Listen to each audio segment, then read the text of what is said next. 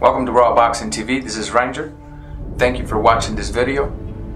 While you're at it, subscribe or follow me on Twitter at Raw Boxing TV. No, I am not dressed like this for this occasion. I just came out of a meeting and I'm heading to church for some evangelistic series. So let's go ahead and talk about this fight coming up.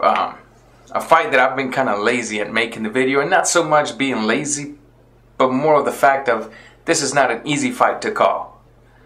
Erislandy Lara versus Austin, no doubt, Trout. Now, on that day, there will be some good fights going on. However, my main focus is going to be on this fight, because the other fight, I already know what Rigondo is going to do. On this fight, I kind of know what's going to happen, but I just want to be sure of what's going to happen. And I'm going to go ahead and start talking about Austin Trout. Austin Trout, who before the fight with Cotto, I was giving Cotto the edge. Mainly, I didn't know Cotto was going to show up with zero desire to fight. Such a, as I like to call, dead man walking type of style. He just went in there and he was there just to be there. But there was never an effort from Cotto. And when he did make an effort, it was for short periods of time. So, you know, much props for Austin Trout, or to Austin Trout, because he was able to pick that apart and take advantage of it. And I mean, he schooled Miguel Cotto. I mean, he took Miguel Cotto to school. But before Cotto, he never really fought anybody. He fought Delvin Rodriguez, which again is another nobody. Then he fought Cotto. But from Cotto, he went to Canelo Alvarez,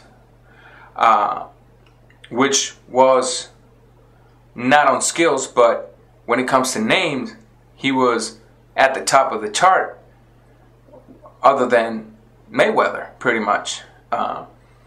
And a lot of you are going to disagree with what I'm about to say, but that's okay, because this is my video. It's my opinion on my channel. You're just a viewer, and you're entitled to your opinion as well. But I'm one of the very few people that thought that that fight was too fishy. The decision was way too fishy.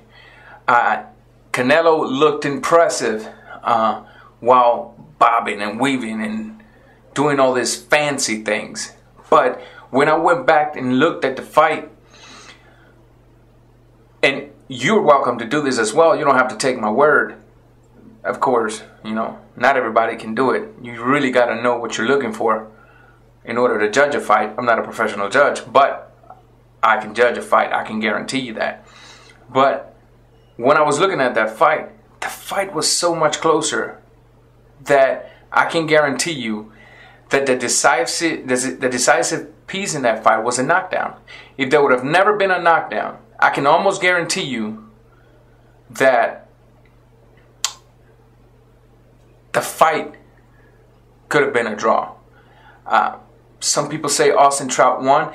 Hey, the way I saw the fight, man, it could have been. But, you know, they're ruling for that favorite guy because they have something in mind. They had something in mind. It was making Canelo Mayweather. So you got the biased commentators washing your brain while you watch the fight. But if you go back and do what I did and watch the fight on international broadcast, where there's no guys attached to any network, you know, and you listen to their comments and you watch the fight, then you're going to have your eyes totally open to a new perspective on that fight. I didn't even think that Canelo won that fight so convincingly. He didn't really convincingly beat Austin Trout. So Austin Trout put up a heck of a performance. But some of the mistakes Austin Trout make, although he's a very slick technical fighter, I might say, Austin Trout makes a mistake that I do not want to see on a technical fighter. That first of all does not fit with being a technical fighter. Austin Trout throws a lot of combinations, but then he stays right there for you and allows you to counterpunch him. it is not often that he moves as he should. You know, he should be, he has the skills to be this type of fighter that gives you a 3-4 punch combination and gets out the way. Sort of like Manny Pacquiao versus Rios type of thing, where Manny Pacquiao was just and moving out the way and just leaving Rios in the blank. Austin Trout has the skills to do that. However, he hardly does it. Another thing that I would love for him to do is focus on your body defense a little bit. He does get caught with a bit of body shots, and I would like to see him offering just a tiny bit more of head movements. Not upper body movements, but head movements. There's a difference. A lot of people think, oh, well, ain't it upper body movement, head movement? Because, you know, the head's technically moving with the body, but it's not. Me as a fighter, if you're just offering me upper body movements, I'm going to know where that body's going to wind up, and all I'm going to do is focus in the center axis of your body with a hook or an uppercut, and I'm going to go straight on the bottom of your chin. So when you offer body shots, upper body movements, it's way different than offering upper body movements with head movements. It's way different, which is another thing that Austin Trout should do. Is just give me just a tiny bit more of a combination of upper body movements along with hit movements and getting out the way. Hit and get the heck out of there. Because what happens with Austin Trout, since he's not a very big puncher, you're not causing enough damage in your opponent to make him respect you. And if it's a tough guy that can take a shot, he's going to allow you to hit him so that he can hit you back. Which is the same thing switching over to Erislandy Lara, who has been heavily criticized for making a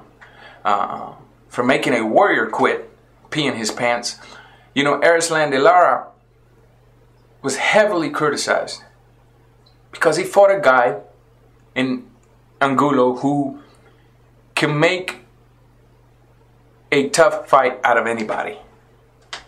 Because I don't have to tell you that as a boxing fan, you should already know styles make fight. And you remember my prediction for that fight when I said, well, it ain't going to be an easy fight. All you guys ran your mouth and said, well, you're just saying that to make Angulo look good. You're just giving Angulo credit to make Erislandy Lara look good when he schools Angulo. But sadly for you, you didn't know what you were talking about. You were being led by your emotions. And you were being led of the fact that, well, you know, Rangers being a little biased, as I was just called yesterday. So be it. You're entitled to your opinion. But styles make fight. And when the Angulo fight versus Lara was announced, I immediately was able to picture that. Lara landing shots, but Angulo just laughing at him, taking it and coming forward. Right? But all of your focus was on the pressure that Angulo was putting, but you were not focused on how many shots Lara was landing in Angulo. At will. At will. Angulo knew how to cut a ring. Excellent. He could cut that ring like knife through butter. That's why Erislandy Lara would hit, get out the way, but Angulo was right in front of him. Immediately. So immediately Lara would recruit to the basics of defense. Right? Letting Angulo pummel those arms. Right? And catching the openings and just land that pop, pop, that 1-2 and move out the way. The uppercuts. Angulo, like I said on the prediction for that fight, was going to give Lara not an easy time. Lara made 2 defensive mistakes in that fight. Of one, shooting an uppercut or a left hook, I don't remember, and dropping that right hand, and Angulo was able to clip him and drop him for the first time in his career as pro or amateur. Because Angulo has the power to drop anybody. So that was a defensive mistake from Lara. Then the other defensive mistake was he was turning to avoid Angulo, and Angulo just kind of saw that and went wild at it, clipped him again. But much props for Lara, because if you notice, when he was dropped, he didn't get up and started running. He got up and kept beating Angulo to the punch. He just kept beating him. And all you guys thought was, oh, well, Angulo's winning because he dropped Lara twice. Well, you just can't win a fight when you win only 2 rounds, 10-8. You just can't do it. I mean, it's impossible mathematically to do it that way. And unfortunately, when a fighter's putting pressure, it looks good, but I ain't looking at the pressure. I'm looking what those hands are landing. And Angulo landed a lot of body shots, but Lara landed body shots and all kinds of headshots. Not to mention the times where he would just hit Angulo and just whipped his head back and then move out the way and make Angulo turn around, reset again, and chase after him. We're looking at 2 very technical fighters here. 2 southpaws. Right? Now, when you have fights like this, it's not as easy to call them as your average fight of the technical versus the brawler, where 90% of the time the brawler is just going to win. But I don't know how to really put this to you, but this is going to be a chess match. This is really going to come down to who executes the technical aspect of boxing the most. The most. If we go by record, overall boxing record, then we could say Erislandy Lara has the most amateur experience than Austin Trout.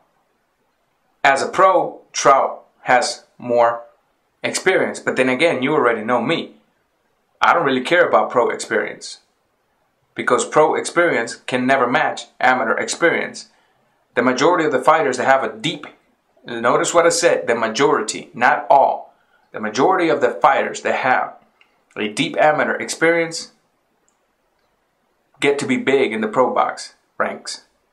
So, in this fight, I'm going to go ahead and say I can kind of see Erislandy Lara. I don't think there will be a knockdown or a knockout in this fight, just to start out with.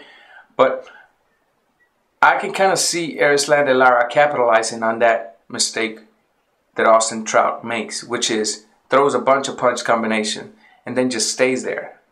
And Lara is not that type of fighter. There's really not much that differentiates these 2 fighters. And although you may think that, you know, Trout's going to win because Trout has the most names, I, on the other hand, don't think Trout's going to win. I think Lara can beat Trout. However, it all depends on who executes the better technical game. Drop your comments, whatever they are. I'm used to all of it. Subscribe. I'm out.